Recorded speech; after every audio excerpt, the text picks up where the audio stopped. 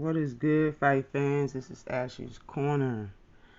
Yes, and I gotta talk about this Lubin versus Fundora matchup that's coming up April 9th, okay, and on PBC. I believe it's a Showtime event. Yeah, Showtime event. I see it on the screen. Now listen, this isn't a really, it's not a really real easy fight or easy matchup to call, and I'm gonna try to get through these specs really quick, okay? Erickson Lubin is 24-1. He has 17 KOs. He's fought for 110 rounds. He has a knockout percentage of 68%.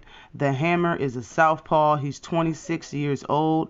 His height is 5'9.5". His reach is 74.5. His only loss, which was a knockout loss, came from Jamel Charlo in the first round in 2017. He has beaten Coda. He's beaten Isha Smith. He's beaten Nathan Gallimore. My bad. He's beaten Terrell Goucher, and he's coming off of a 6-round KO victory versus Jason Rosario. He's been pro for 9 years. And Sebastian Fundora specs is 18-0 with 1 draw. He has 12 knockouts. He's fought for 88 rounds. His knockout percentage is 63.16%. The Towering Inferno is 24 years old. He's a southpaw as well. He's 6'5.5" with an 80-inch reach. He was born out of Florida and now lives in Coachella, California. And he's been pro for 6 years. He's actually beat 6 undefeated fighters in his professional career. He stopped Coda. He beat I think he stopped Gallimore also. And he's coming off of a 12-round unanimous decision victory over a 33-0 Sergio Garcia. Now, let me get to it, bro, because I kind of got a lot to say. I'm going to try to make this short.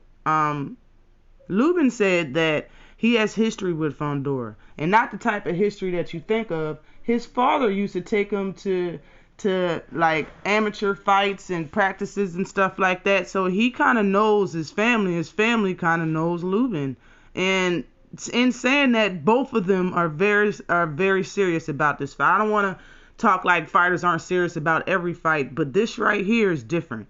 You got his whole family in Fundora's ear to beat Lubin. And this is somebody, Lubin's been pro for 9 years and Sebastian's been pro for 6 years. Okay? It's just different. This is a fight that you're gonna want to win for sure. Like, just for bragging rights, for the pass, for every little, for taking the front seat every time they went to a meet. Who knows? It doesn't even matter. Like, bruh, this fight right here, man, they're both are going to want to win this for sure. Besides from that, I believe I know Lubin knows if he loses against Fundora, he's going to get kicked all the way back down the ladder again. So I'm just saying this fight is going to be very telling. It's going to be very entertaining, and it's going to be, in my opinion, very interesting, because for Lubin to beat Fundora, he has to show us a fighter he hasn't shown yet. Now, let me get right down to it. Lubin is a good fighter. He's a real good fighter. In my opinion, though, he's a straight-up fighter. He doesn't really have that much of a bend in his legs. His legs are bent, but it's not much of a bend. Like you see Devin Haney, his legs is really bent. In Ugas, legs really bent. He doesn't really fight like that. It's kind of straight up, but his legs are bent. His upper body is not bent. That's what I mean by fighting straight up. Okay, Fundora fights straight up too, but the difference is almost a foot. You understand? It's almost a foot of difference. Okay, Erickson Lubin is 5'9.5", and he is 6'5.5". You know what I'm saying? Like, bruh, that's a big difference. When I look at how both of these men fight, okay, Lubin doesn't really keep a high guard. He's not really that type of a person that's going to dip and duck, dodge punches and stuff. He's more of a catch and shoot.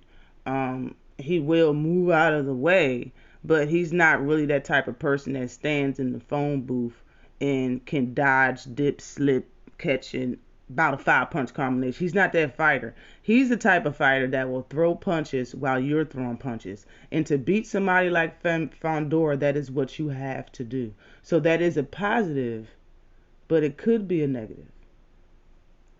Because, matter of fact, it is a negative and a positive. It all depends on how he uses it and when he knows to use it. The problem with this fight, and the reason why I can't say Lubin's going to just flat out win, is because Lubin don't have good enough defense for me to just give him that victory. Okay, Fundora is somebody that stands. He stands and he'll fight on the inside. And when guys forget, when they get punched and hit, head getting bobbled all around, they forget that this man has a 80-inch reach. So when they can't take it no more on the inside and try to back up, they still getting hit because they forget this man got an 80-inch reach. Now what Lubin is going to have to do is, instead of backing straight out of being on the inside, he gotta vacate. He gotta exit from the left or the right. He gotta exit from the side. And I don't mean just step to the right or step to the left. I mean he gotta duck and step to the right and the left. And I mean two. Pick up both of your feet. 2 steps.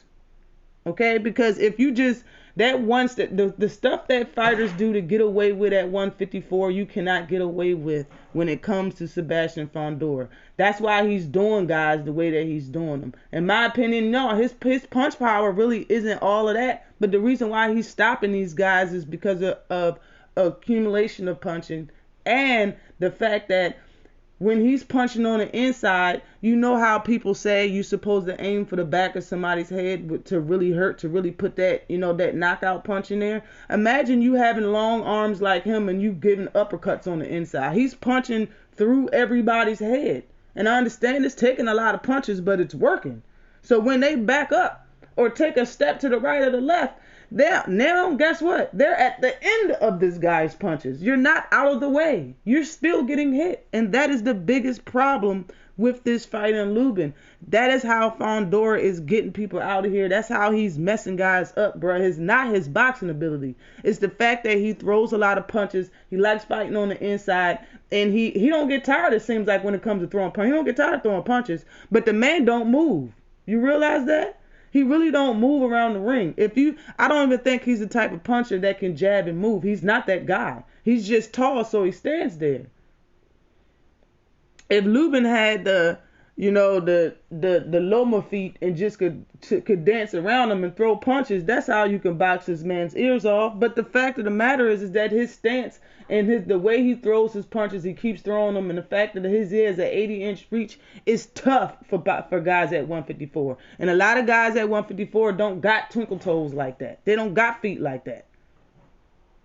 And Lubin is the type of person that likes standing. He likes standing in front of your ass and swinging. I understand Jamel caught him with that uppercut when he was bending down, brung more force to it and knocked him out. He was still fighting shape and tried to get up. He did get up, but he didn't beat the count, and that was the fight. When it comes to Terrell Gushel, Terrell banged him, yo. Terrell had him wobbly in that fight, and I remember it. It's in the highlight, actually. If you go to YouTube and look at the highlight of that fight, it's in the highlight. So it's not like I'm not saying that Lubin has a paperweight chin or nothing like that. I don't think that's the case. But I honestly think the case is that his defense, his defense isn't good enough, bruh. It's just not. It's not good enough. He likes being out the way. When it comes to defense, Lubin judges distance. He does. Because he don't have no guard. He judges distance. He pull up his high guard to get inside. When he get in there, he don't even use his high guard when he backs out. When he's on the inside throwing punches, he don't really use his guard. Until he gets clipped, that's when he throws his guard up. Pay attention to this, for real. Because defense is the reason why people lose a lot of times. It's not because they don't got good boxing IQ or nothing. It's because they don't have good defense. And against somebody so tall like Fundora, bro, you got to have a good defense. You got to be able to bend down and make him pay. You got to be able to counter on a man like this. And I understand it's hard to counter on somebody that throws a lot of punches, but it can be done. It can be done. You see, Gervonta Davis versus Leo threw a lot of punches but had to fight in off a counter and put him to sleep off one punch. I'm not saying that this is gonna happen in this fight, but man, I'm telling you, I can't just say Lubin's gonna win this fight.